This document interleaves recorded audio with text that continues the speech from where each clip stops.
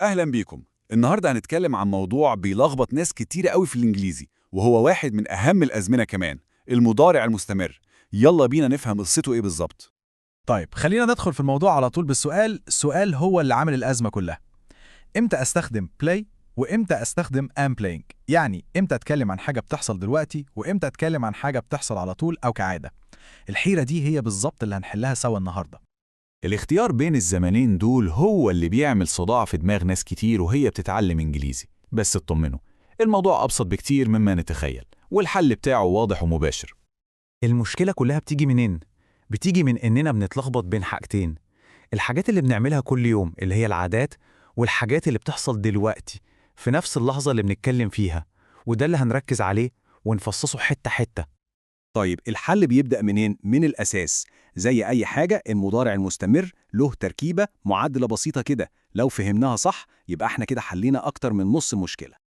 التركيبة دي عبارة عن 3 خطوات بس، بسيطة جدا.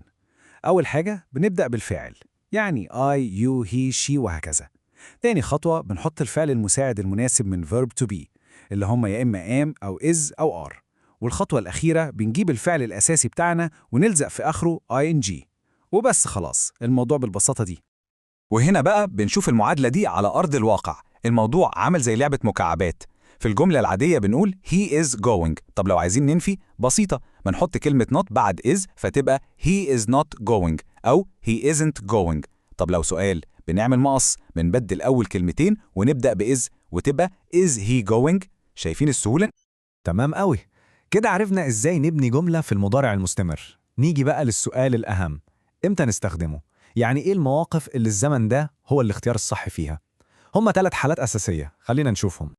الحالة الأولى ودي أشهر واحدة، لما نكون بنتكلم عن حاجة بتحصل دلوقتي حالاً، في نفس اللحظة اللي الكلام بيطلع من بقنا فيها. زي المثال ده: You are studying English grammar. ده معناه إن فعل المذاكرة ده بيحصل في التو واللحظة. الحالة التانية بقى هي المواقف المؤقتة. يعني إيه؟ يعني حاجة بتحصل اليومين دول بس مش هتفضل على طول. مش شرط تكون بتحصل في الثانية دي بالظبط، لكنها مستمرة في الفترة الحالية. زي لما نقول He is studying a new language. هو مش بيدرس 24 ساعة في اليوم، لكن دي حاجة مؤقتة بيعملها في حياته الفترة دي. ونيجي للحالة التالتة، ودي بقى اللي بتلخبط ناس كتير قوي. ممكن نستخدم المضارع المستمر عشان نتكلم عن المستقبل. إزاي؟ لما تكون خطة مترتب لها ومؤكدة، يعني حاجة خلاص اتحجزت واتظبطت، زي I'm meeting my boyfriend tonight. هنا المعنى مش إن المقابلة بتحصل دلوقتي، لأ، دي خطة مؤكدة هتحصل بالليل.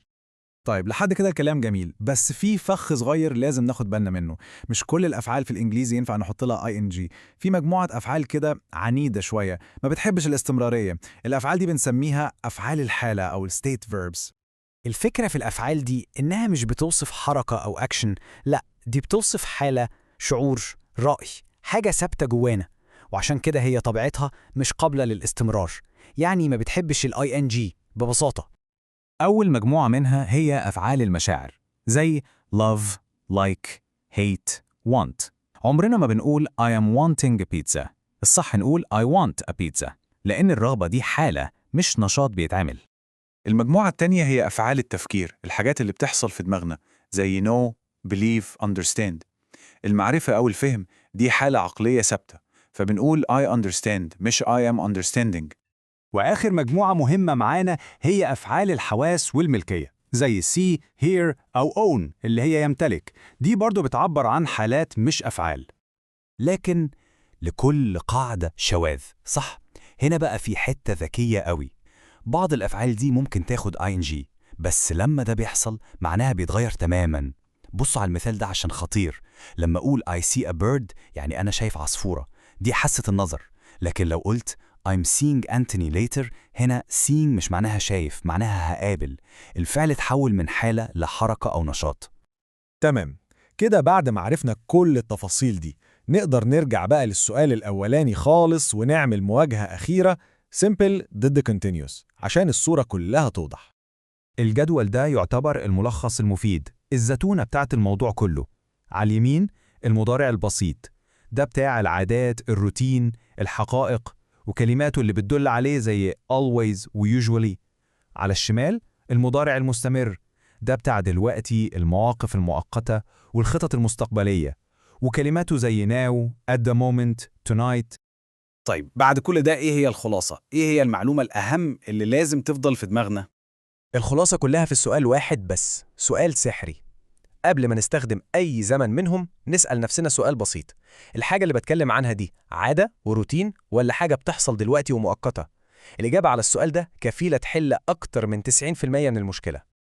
وفي الآخر حابب أسيبكم مع تحدي صغير. بعد اللي سمعناه ده حاولوا النهاردة تدوروا على المضارع المستمر حواليكم. ممكن تلاحظوه في أغنية بتسمعوها أو جملة في فيلم أو حتى في كلام الناس. ركزوا وشوفوا هتلاقوه فين.